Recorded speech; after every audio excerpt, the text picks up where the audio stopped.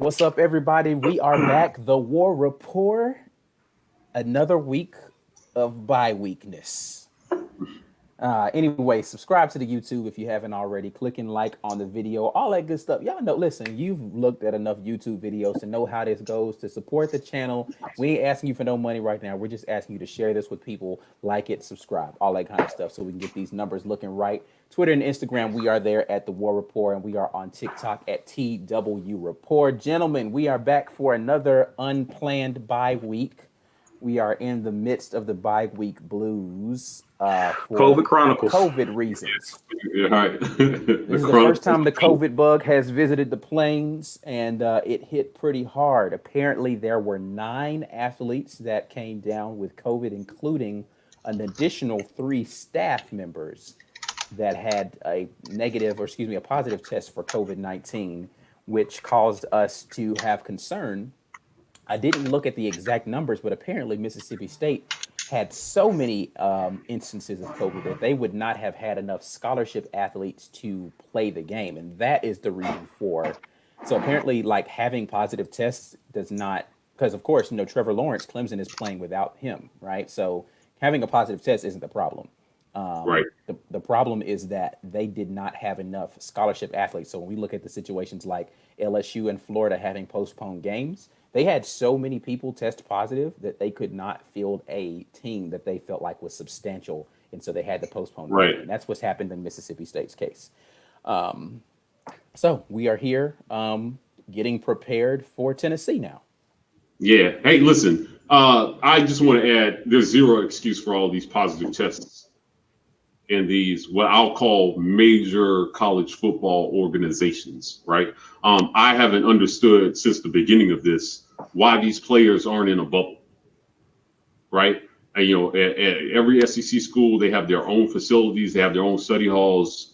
Like, I just, you were intent on finishing out the season. I don't know why you wouldn't put them in a bubble for the semester, right? Like, I know resources is not an issue at any SEC school in doing this, and it wouldn't relatively be that hard, right? Like, they have their own study halls, their own practice facilities, right? A lot of schools have gone to virtual learning, so I'm pretty disappointed in that. I mean, we've got 4 games postponed this weekend. So Alabama, LSU, Texas A&M, Tennessee, Georgia, Missouri, Auburn, Mississippi State. Those weren't exciting games, right? Like, I mean, this was a pretty dull week in the SEC, to be honest. So it'll be interesting to see. Florida is still a game behind everybody else, right? Vanderbilt has only played 5 games, right? And everybody else and LSU's only played 5 games. Everybody else has got 6 under their belt, right? So at some point next week, after this week, some schools will have played 7 games and others will have only completed 5. I just don't know how they're going to work the math out at the end of the season if they cannot finish those games, right? Like, I'm not sure what that looks like. I haven't seen anything yet from the SEC on it. So we'll see how that plays out. Yeah, I agree about the bubble. I don't, and what it seems to happen is they had the kids on a pretty strict routine, and then bye week came, and they're like, all right, you got a few free days, and people just went crazy because, like, they literally had no issues up until the bye week, and the bye week happens, and people just were like, all right, I'm finna wild out for 1 week, and they came back, right. And it's a problem. Right. So for the games that we do have going, right, not exciting, but Vanderbilt at Kentucky. So let's go ahead. Let's talk about the games that are happening, and then we'll just get into some other stuff, kind of college football related. Yeah. So we'll start with the most interesting one, since you wanted to do that, Caesar. The one that everybody is waiting on. The marquee matchup for the weekend is the game that stops the whole SEC world. Yes, Vanderbilt versus Kentucky. So we have the battle of the Vandy, who has not managed to win a game yet, and Kentucky, who has not managed to look convincing in any games yet. I don't know that this is the week that Vandy turns it around. They're just bad. Like, they're not a good football team right now. They are not. So I don't know. I gave them a pity pick last week, and they didn't come through for me. No, they ruined your record.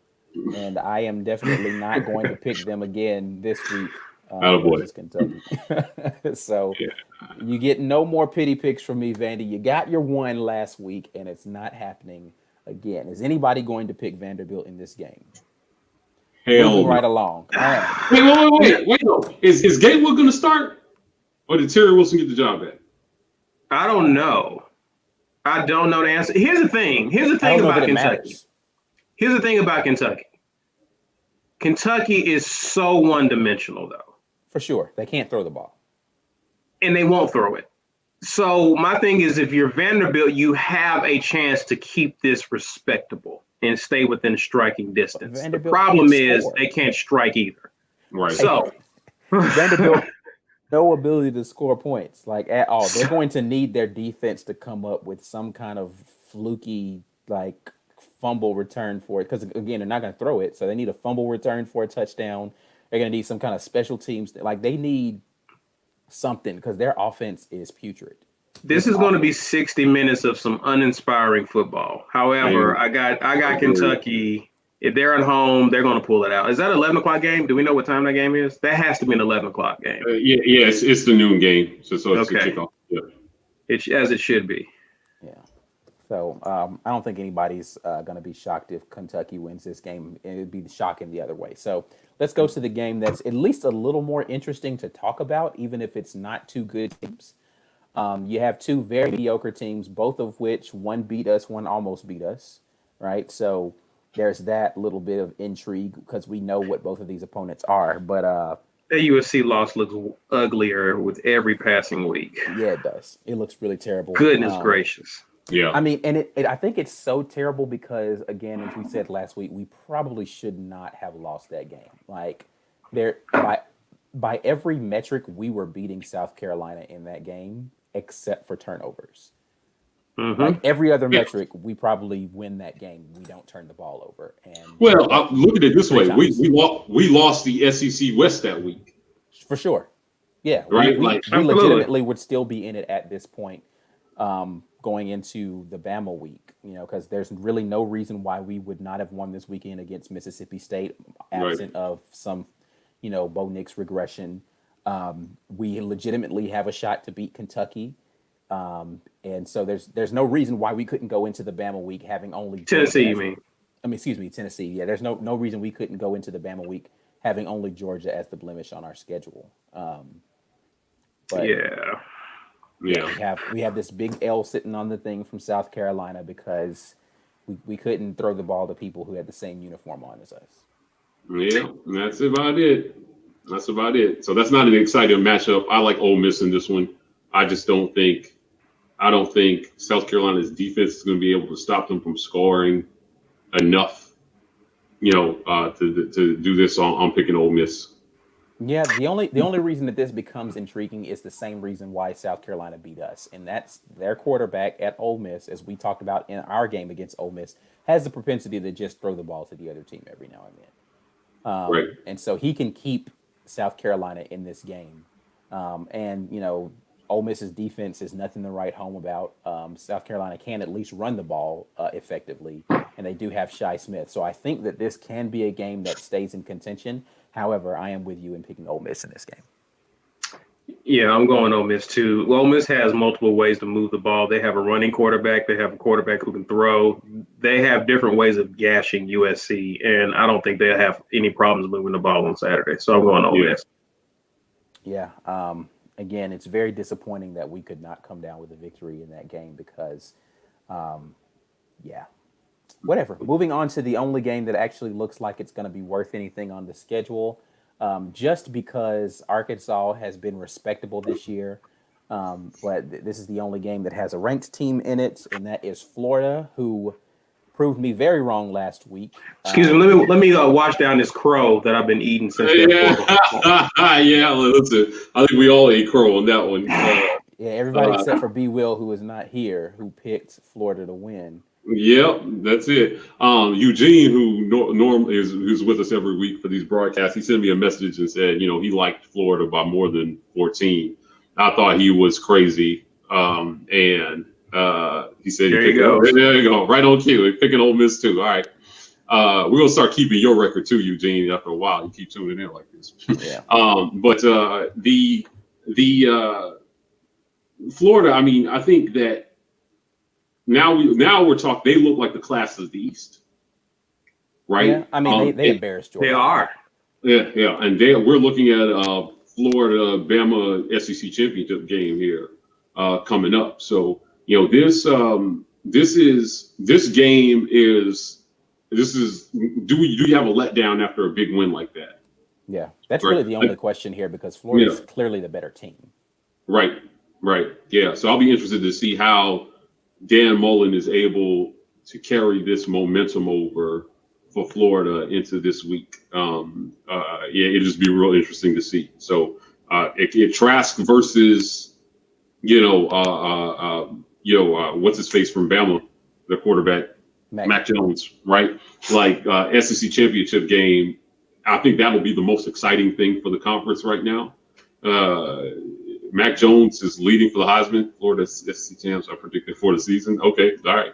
I mean, listen, I call Florida overrated. So let's just go ahead and say I was wrong there. I thought that they were the most overrated of all the teams in the SEC, ranked in the top 10 coming into the season. And they kind of looked a little shaky there in the beginning, but they've been able to work some things out as the season has progressed. So, kudos to them. We'll see how that works out for them. Yeah, I think it's going to be interesting. Do we have an injury report for this game? Is Pitts going to be playing? I know he went out early in the Georgia game from that collision that he had. Has he been cleared to play? I don't know that it's going to matter all that much. Listen, so as much as I'm not a big Dan Mullen fan, he's questionable. He's still questionable. Okay. As much as I'm not a big Dan Mullen fan, he diagnosed the hell out of that Georgia defense, and he had. Oh yeah. He called a masterful game. Against Georgia. And big kudos to him, man, for what he's done in a short period of time being at Florida. I felt like he was a good fit for Florida, plucking him from Mississippi State, and he's been as good as advertised. He did a similar thing to us last year. He abused our linebackers. He created, that's just what Dan Mullen does. Yeah. And Trask, who was at one point like a third stringer. I think he was a walk-on too. He was either like a transfer or he was not in the picture. Initially. I'm seeing people talk about him for Heisman now. Like I'm seeing his name coming up.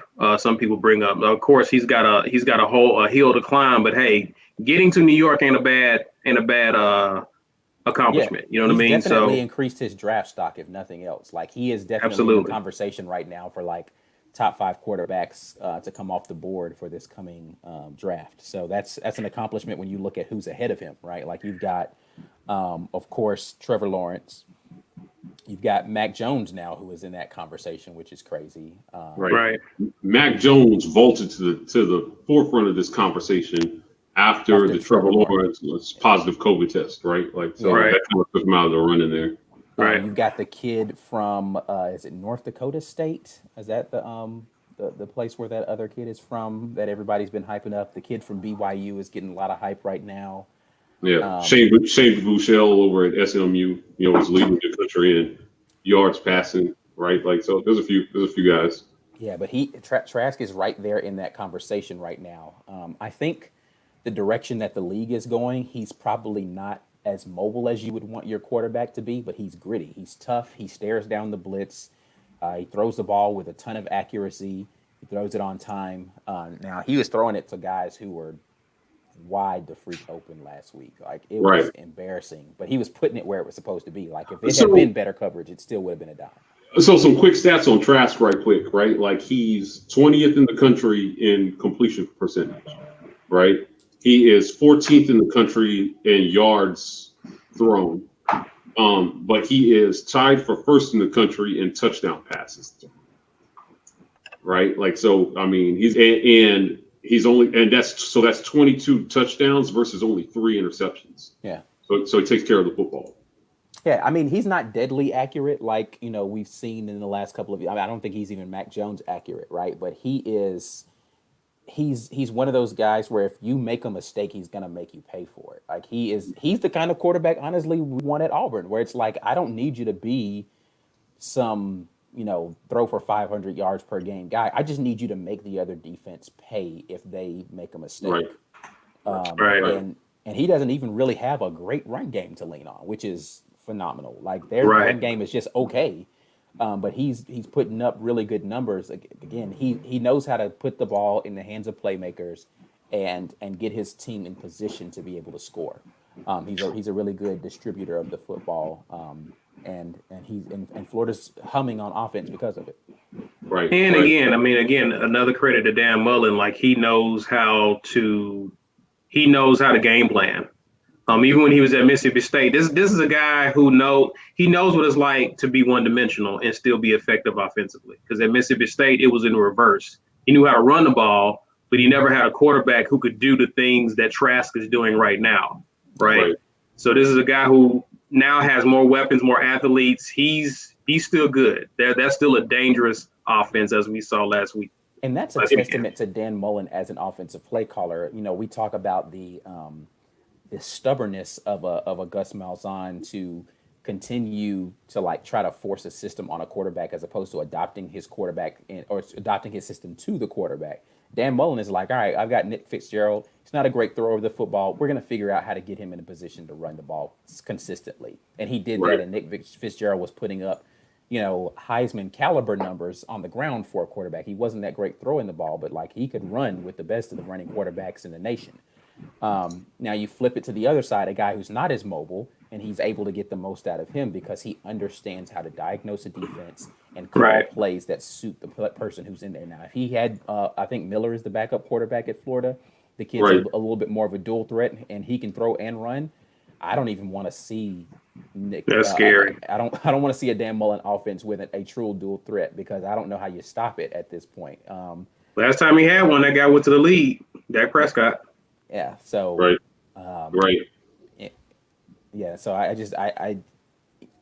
he's the difference I think between Dan Mullen in Florida and Dan Mullen at Mississippi State is just the caliber of talent that's going to be around that quarterback. He wasn't able to get as many 5 stars at Mississippi State, and you're going to see the benefits of that. The only thing that I think he's got to work on is the defensive side of the football has been inconsistent, right? It's good a couple of games and then it's bad. So I think they're on the incline though defensively, but Georgia was actually able to move the ball pretty well early in that game, and they just kind of fell apart because the quarterback went out at one point in time and they had to go to the backup, and then when he came back in, you see the height situation come into play. He's just not.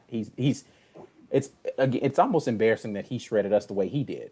I just don't. There's no. The 2 losses we have this season, looking back at those teams and who they are actually a lot worse than they look. Georgia looked like a really quality loss. Georgia's not looking like a quality loss anymore because people are starting to move the ball pretty well. I mean, Alabama shredded them. Florida shredded them.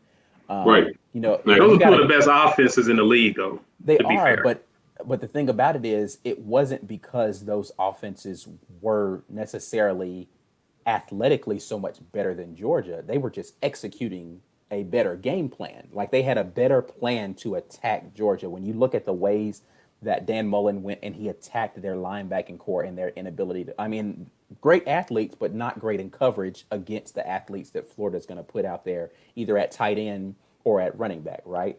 Alabama had the great athletes on the outside, and they figured out, okay, if anybody knows what Kirby Smart wants to do to attack defensively, it's going to be Nick Saban. So he's going to figure out, okay, this is what this coverage looks like. This is where they're going to roll that coverage. This is where my shots are going to be. They took the shots. Mac Jones hits them, right?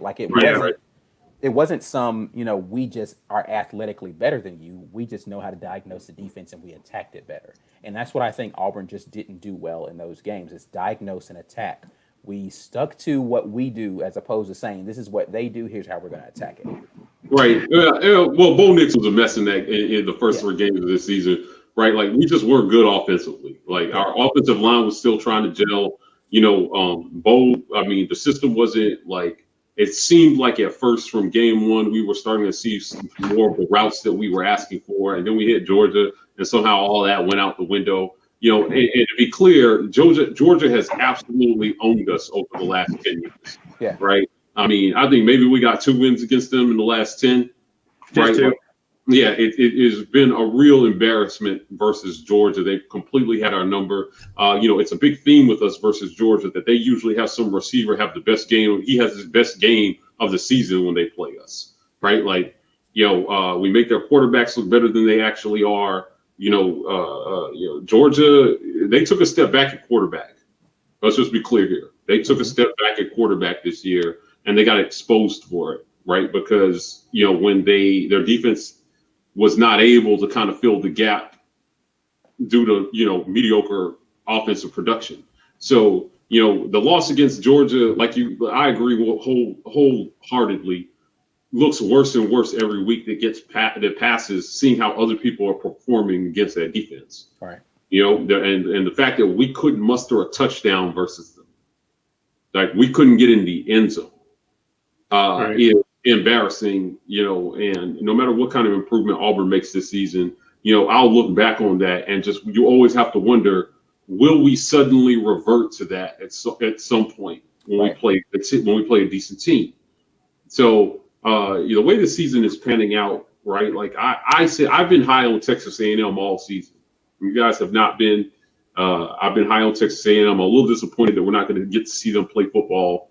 I think they had Tennessee this week, right? I think so. Yeah, they Kellen Mond. If we were getting Kellen Mond type production out of Bo Nix, we may be undefeated right now. Oh yeah, if we just got that, we probably wouldn't have We'd be lost. undefeated.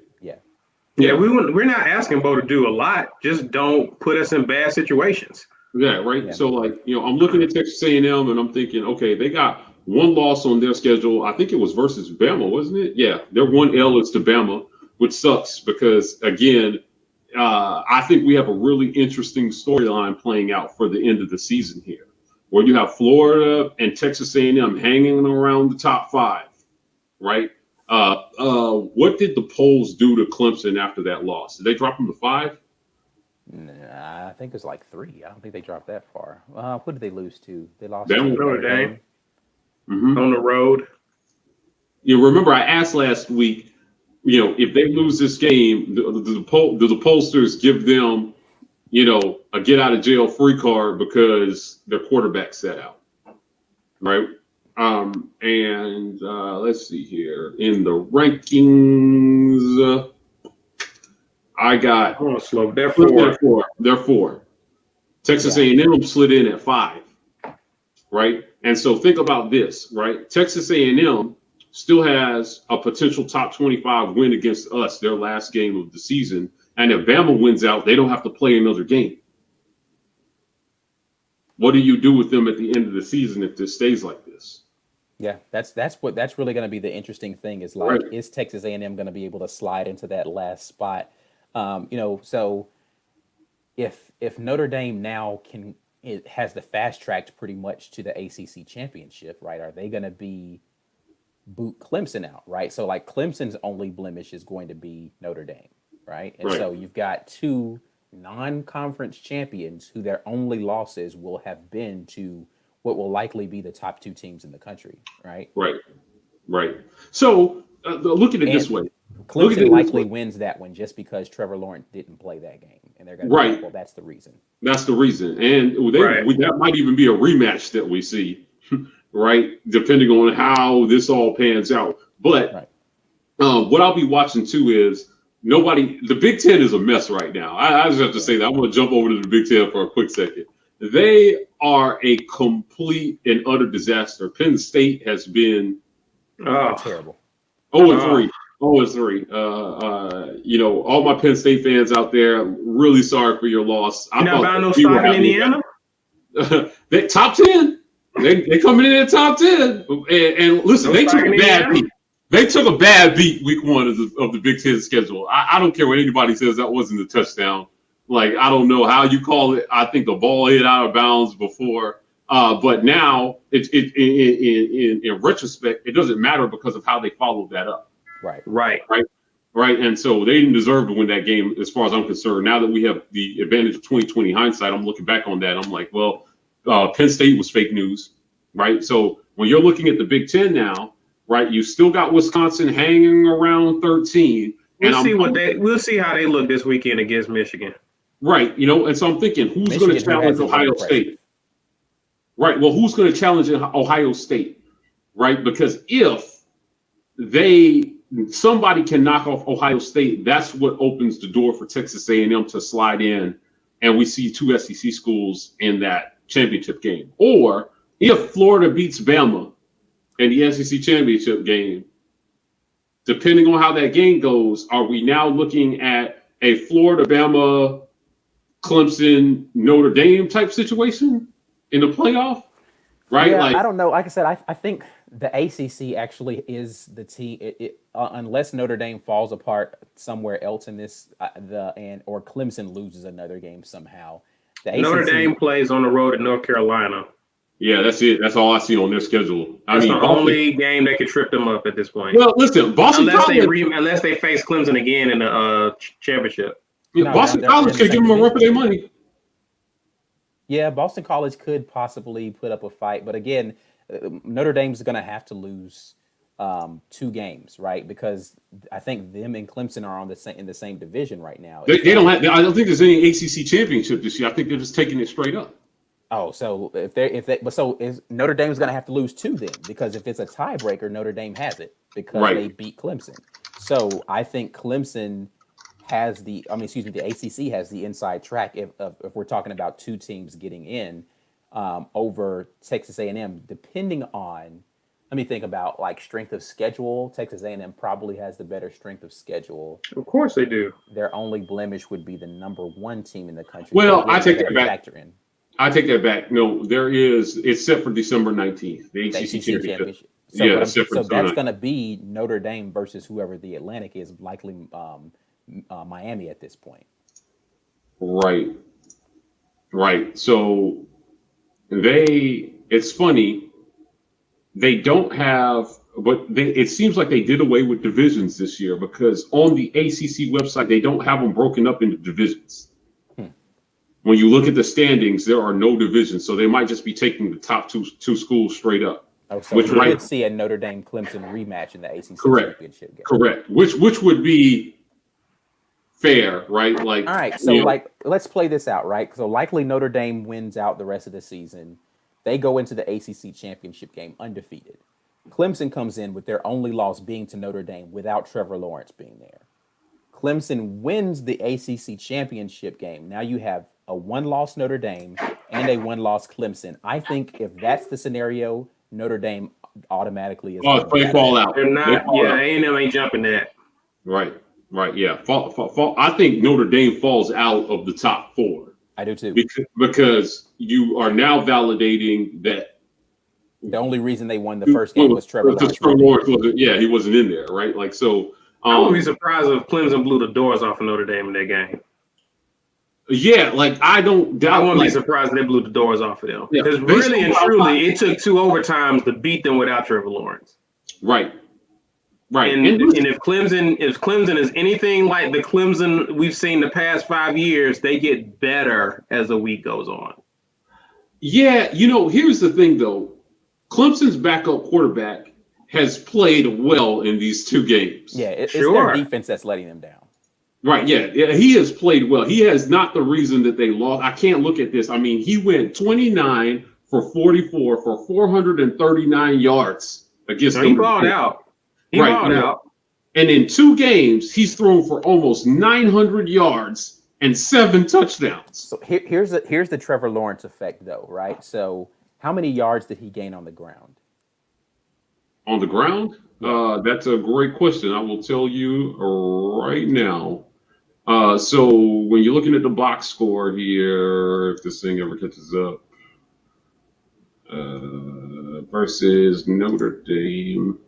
So when you're looking at the box score, he had 13 carries for 2 yards. See, that Trevor Lawrence is not going to have 13 carries for 2 yards. Trevor Lawrence is going to have more like 13 carries for like 50 yards. But in college, though, they count sacks against your rushing total.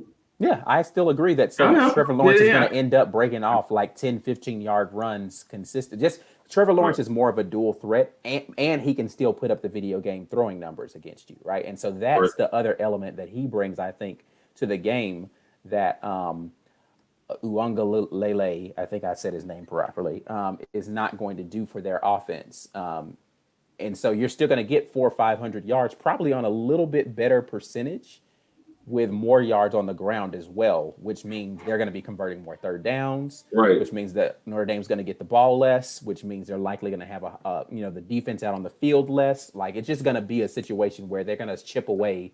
And like you said, it likely will be a lopsided victory going the other direction. He was their whole offense, though. I will add, though, that they couldn't run the ball at all versus Notre Dame. Like, they had 34 yards rushing as a team in that game. Which because of Trevor Lawrence, because of the dual threat. Because you can key on the running back if your quarterback's not a threat to run. Right. And that's the same thing that they had against Boston College. Early in that game, they weren't running the ball well at all. They just got the back involved in the passing game. And so I think, you see Notre Dame got a chance to see what he was the first time, and they're like, all right, cool. So if we can do what Boston College did, plus figure out how to keep the running back out of the pass game, we've got a shot. And that's exactly what they ended up doing. I just think Trevor Lawrence changes that offense a little bit more, which, again, that's not taking anything away from the freshman. The kid is balling out, but he still is not Trevor Lawrence, accuracy-wise or with his legs. So I don't know. Anyway, the likely scenario is they face each other ACC championship. Clemson wins that game. I think if Clemson wins that game, Notre Dame is now out of the race for the top four. And so the question remains is what happens in the Big Ten and what is the final outcome in the SEC West? Because if Texas A&M goes undefeated but does not go to the SEC championship game, they will be a one-loss team with their only loss being Bama. Mm-hmm. And Bama then wins the SEC title against Florida, which Eugene seems to think that that's not going to be the case, that Florida will win the SEC. Well, he's a Bama grad. He's a Bama grad, so he's going to think that. But you're right. I think, again, I said this from the beginning of the season. And I keep saying it, that I thought it would be the way the standings set up, right, the ranking set up, that it would be interesting to see how this pans out as far as two SEC teams making the playoff here. Mm-hmm. And this is a really interesting storyline. Texas A&M, if they win out, right, like they've got good wins and one good loss. Mm-hmm. Let me ask you guys this: does it matter how Notre Dame loses to Clemson? I don't know that it does, just because of the Trevor Lawrence situation. I think that I think people will see a 2 overtime loss without their star quarterback equating to, if he had been here and you guys lose this game, mm-hmm. that they would have won both of them. Right. Then we would have seen that game twice, right? And do we want to potentially see it a third time in one season? Those teams could play 3 times in one season, right? If they both make the playoff, right? So that's a good way. That's a good way of putting it. Yeah, I think for that reason alone, right. you would like one of them. I think whoever loses the ACC championship is likely going to be out. So, because if Clemson loses, of course, they have 2 losses at that point in time. Yeah, they're done. They'll be done for sure. And I think Notre Dame losing effectively puts them out as well. So what you would be left with is you've got your ACC champion, Notre Dame or Clemson. And right now I'm still picking Clemson to be that person. You've got your SEC champion, Bama or Florida. Right now I am picking Bama to be that team. And then you have some convergence of, a Big Ten champ, and might be the time that we see a group of 5 team actually get in there this season. I doubt it. No, absolutely not. Yeah, we'll see. I don't think so. Who are the top 5 teams in the country right now? Alabama, Notre Dame, Ohio State, Clemson, Texas A&M, followed by Florida, Cincinnati, BYU, Miami, and Indiana. So Cincinnati is the team that has the outside shot right now. Right. Of the teams that are in the top 5, you've got we've already eliminated one of those teams, right? Because one of them is going to be the ACC champ. The only other team I think that keeps that group of 5 team out of there is Texas A&M. Yeah, they've got the clearest path. Yeah. Right. Now, listen, Indiana is in the Big Ten, so they do play Ohio State. Right, so they have the opportunity to vault themselves up. So can Wisconsin. Yeah, I'm just saying though that just accounts for one team from the Big Ten. I'm not penciling in Ohio State at any point right now. Right. I'm just Big Ten will have a representative there, one of those three teams, but they're only going to get one. As it currently stands, there's a few teams out there that will jump the Cincinnati's and BYU's. Right. Like basically, Cincinnati and BYU has to depend on these teams basically knocking each other off for them to have a shot. Which is what I am anticipating is going to that the Big Ten is going. So first and foremost, is the Big Ten going to finish a season at this point, right? Like they've had so many games canceled. Like, are they going to have the minimum number of games requisite to say that they've had an opportunity to even gain chance to win to play in that playoff? That's why I've discounted anybody from the Pac, because they're playing a 7-game season. Their conference is a complete embarrassment. It's a joke, right? ASU is a joke. USC is a joke, right? Oregon is the only viable team, on this list. They're coming in at number 11 right now, 12 in the coaches poll. But I don't think that we will have a proper chance in an all conference only schedule to evaluate anybody from the Pac, right? So, then I have to look at the Big 12 and say, hey, is there anybody here? Their highest ranked team right now is Oklahoma State. Do they have a chance to? They got one loss. They got one loss, right? Do they have a chance to finish out? That one loss came to Texas. It was a close game. It was 41-34. That's not going to do it. Yeah, right. I think that's a bad loss for them, right? Like that's not a good loss. So I see multiple scenarios where two SEC teams get in terms of quality, right? I mean, between Texas A&M, Florida, and Bama, I see any combination of those three making because Florida's only loss is Texas A&M, who is now a top 5 team. So right. So Florida runs the gamut, and then they win the SEC championship. They're in automatically. They're in. That would make Bama have one loss, Texas A&M would have one loss, and Florida would have one loss, and they would have all basically lost to each other. Like Florida would have beat Bama, Bama would have beat Texas A&M, Texas A&M would have beat Florida. Right. So Bama and Florida are in that scenario. Likely. Right? Yeah, Bama and Florida are in. Texas A&M is going to be on the outside looking in. The only way that, I would love to see total and utter chaos where everybody in the Big Ten finishes with 2 losses, right? Florida beats Bama and Texas A&M wins out. And then you just have them all just sitting there, arguing if we're having an SEC playoff, right? That's what I want to see. I want to see complete and utter chaos, right? What if we have COVID chaos? What if you have 2 teams who are in the top 5 get players sick for a key game, conference championship game? Oh yeah, well, it is what it is at that point, right? We're not forgiving. I mean, I think that at that point you just got to win that game. It doesn't matter. I mean, if you were going to have a COVID sit out, you have it like Clemson's having it right now, right? Because you still have time for everybody's going to forgive that right now. And the SEC championship game or the ACC championship game, it doesn't matter, right?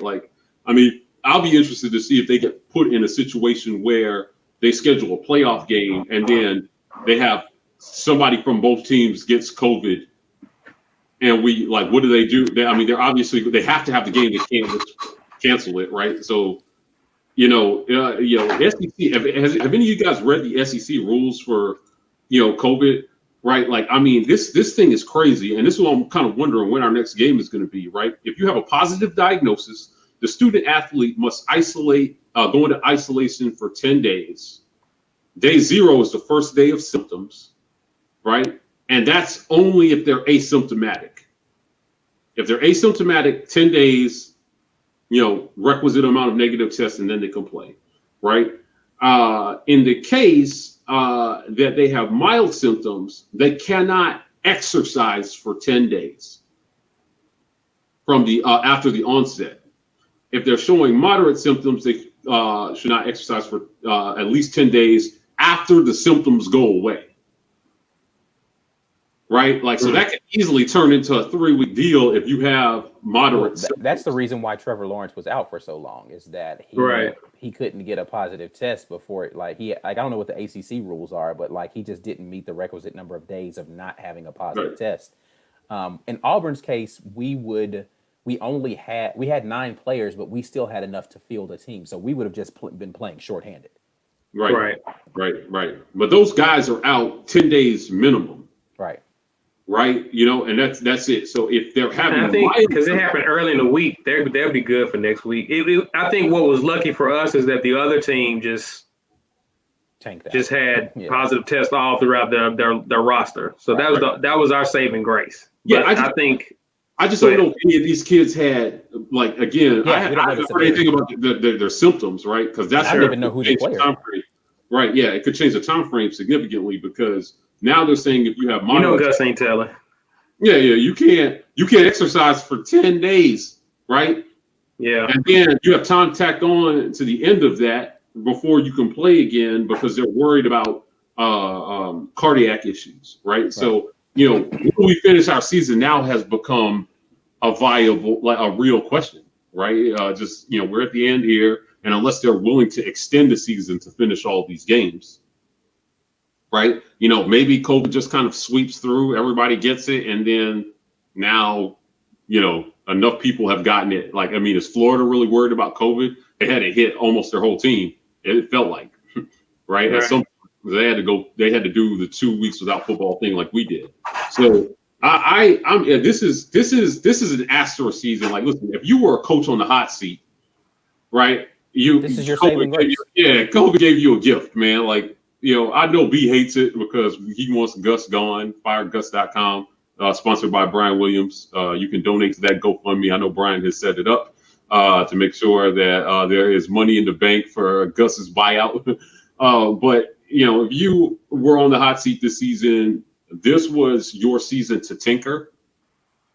I'll be interested to see if the NCAA comes back and, you know, adjust eligibility for kids who they've already given an additional year of eligibility for anybody who wants to come back after this. Right. Yeah. Like, you know, I mean, it's just you're taking opportunities away from these kids. It's just a very interesting environment we're in right now. So I hope that we still get a playoff because there's some of these games that I really want to see.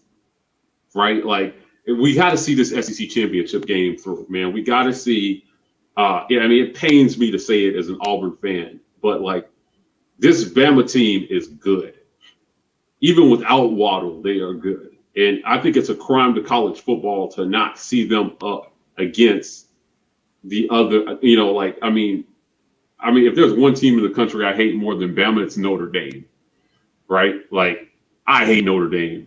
And the beatdown that Bama put on them in 2012 in that championship game, I savored every second of it. So while, you know, I may hate Saban, and Bama as a whole, I am a conference loyalist, right? Yeah. And, you know, if somebody from our conference is winning it, then, you know, there's some moral victories in that. So, yeah, I hope we get to see some of these games. You know, I'm not sure how excited I am about seeing Clemson and Trevor Lawrence up against anybody. I think we've seen that already, right? Like, you know, but you know, that's hurrah for them. So, you know, the rest of the nation wants to see it. Yeah, you know, but Florida, Trask, you know, coming in here and putting his stamp on a season, kind of like the unsung hero, right? You know, he leads the nation in touchdown passes versus only 3 interceptions, you know, through 5 games. You know, I mean, you know, he's on pace right now to throw for over 40 touchdowns in a 10-game season, right? That's historically good, right? So I'm keeping my eye on it. I think that. You know, for us as Auburn fans, we got a pass on this football season, right? It was never going to be good for us this season. It wasn't. Well, I'll tell you what, it was never going to be great for us this season. This wasn't a championship season for us, so we got a pass. How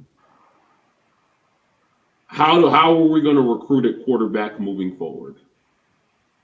Right, because at some point Gus is going to have to come to some kind of determination about whether Bo is. I mean, this is really an audition for 2021 for Bo, right? Like, how aggressively do you? I think you have to recruit a quarterback no matter what, because he's going into his junior year. We know he's not going pro, so he's going to be around, right? Like, and if he's not taking the next step by the end of the season, you're recruiting a quarterback super hard and telling that guy he has a chance to win the starting job in 2021.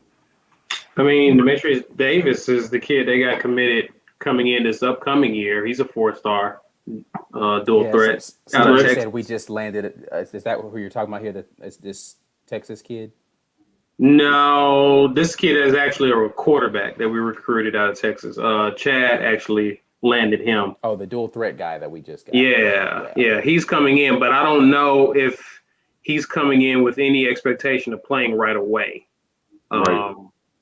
So I don't know if Auburn has like this transcendent player who can potentially come in and lead the team day one. I don't think that's what this guy is. But I think with time he can be good once Nix moves on. Right.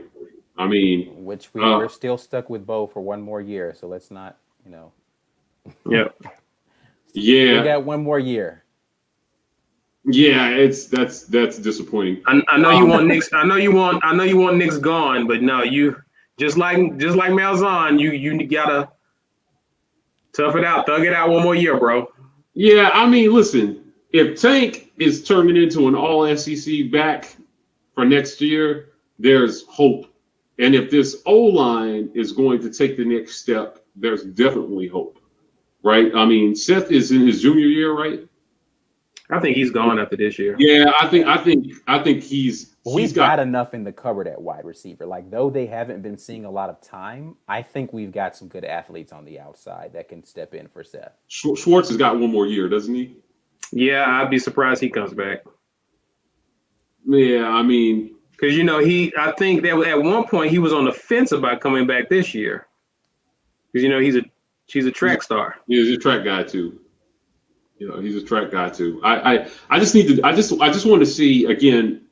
I think we're going to spend the rest of this season, in light of all these COVID cancellations, evaluating what we have and what we're going into 2021 with. I don't really think anybody. I mean, for the players, this is serious, right? Like these games are serious and they matter. So I'm not saying by any means that the games don't matter.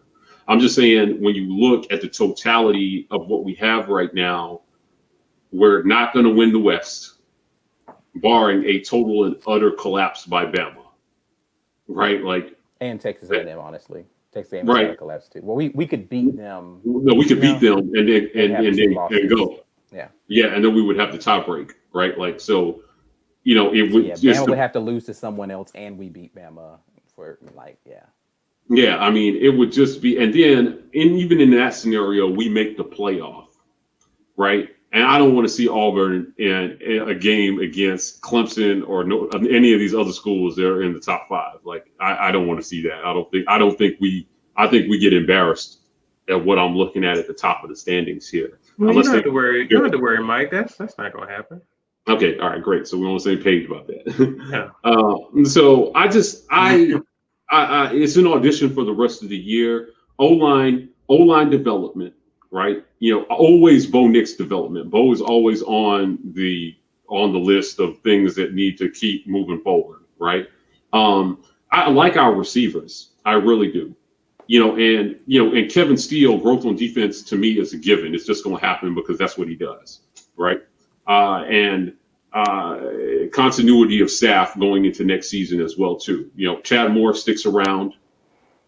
Right, like I think it's going to be a given that he'll be on the Plains next year, and it really is going to come to, and then it just comes down to recruiting. Can we find some Tank Bigsby like talent that can step in a couple games into the season and give us another dynamic going into a full season schedule? Right, like that's what I see the rest of the season as. Yeah, hopefully we'll be able to put some quality stuff on film and let some guys who haven't really been playing a lot on offense get their opportunity. If we're gonna lose Seth, then we need to put him in the optimal space to get whatever he needs to out of this season so that he can go get his draft stock up.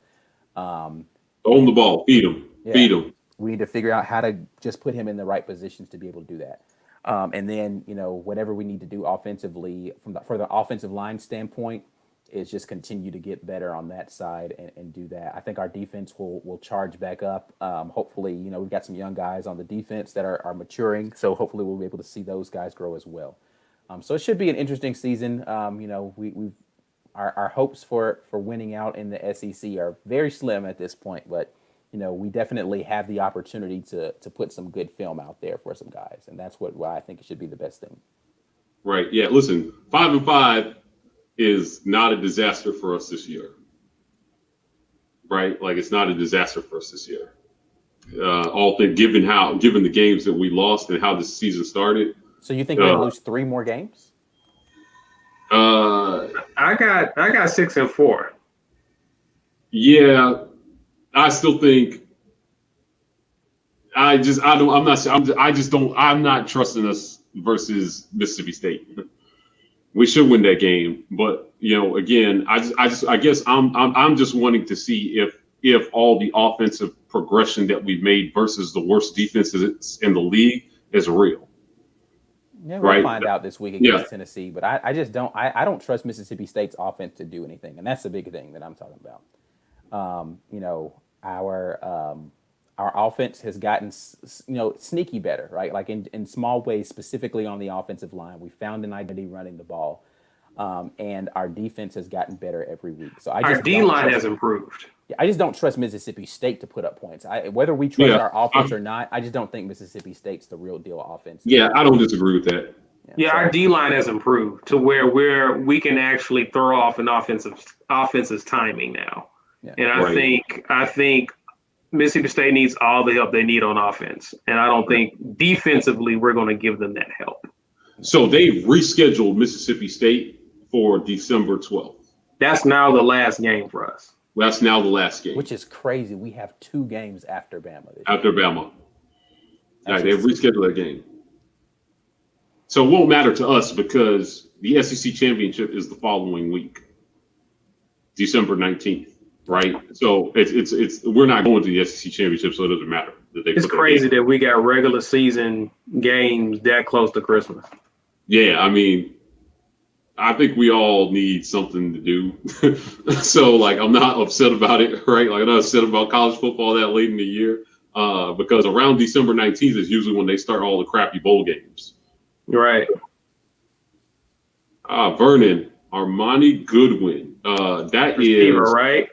Yeah. No, running back. That's a running back. He's a 4-star running back out of Trussville, Alabama. So, having a 2-headed monster. I like 7-3 with a loss to Bama. Like 7-3 is like I like what you're selling. That's amazing considering how we started.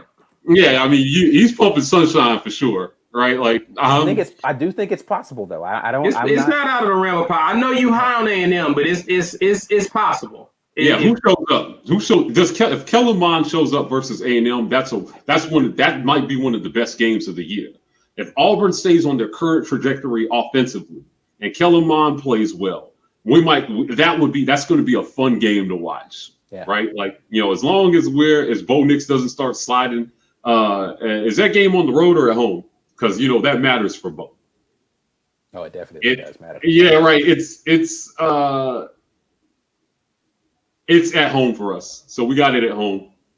Right, like we got it at home. I got my eyes on that one. I just think that's going to be. I mean, listen, Tennessee is going to tell us a lot. Like even if we have some players who don't suit up for us, I think Tennessee is going to tell us a lot. Right. As long as the players who are missing for us are not offensive like keys. Like if it's not, right.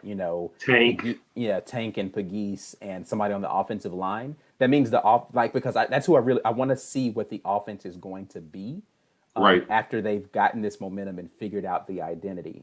If that's not going to be an issue, then we're going to know what we're going to have going forward after seeing us play Tennessee.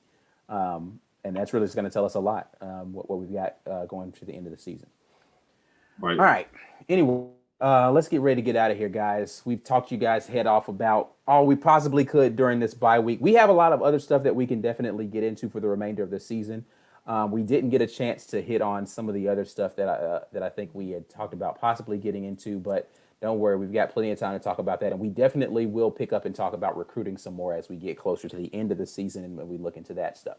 Anyway, as always, we are on YouTube. Oh, that's not the right one. That was Instagram and Twitter. Doesn't matter. We're there as well. But Instagram and Twitter, The War Report. Click like and subscribe on the YouTube channel. TW Report is where we are on TikTok. We'll try to continue to get content out to you guys. We have no player of the week stuff that I've been able to put out because we haven't played any games, but we'll have that coming to you post. COVID-19 is a player of the week. Yeah, undefeated this week. Definitely got the dub. But yeah, so we'll see what we've got going forward. As always, we appreciate you guys tuning in, and until next time, hopefully we'll do a show Saturday. We'll talk about some stuff Saturday morning as well. But until then, War Eagle. War Eagle. War Eagle.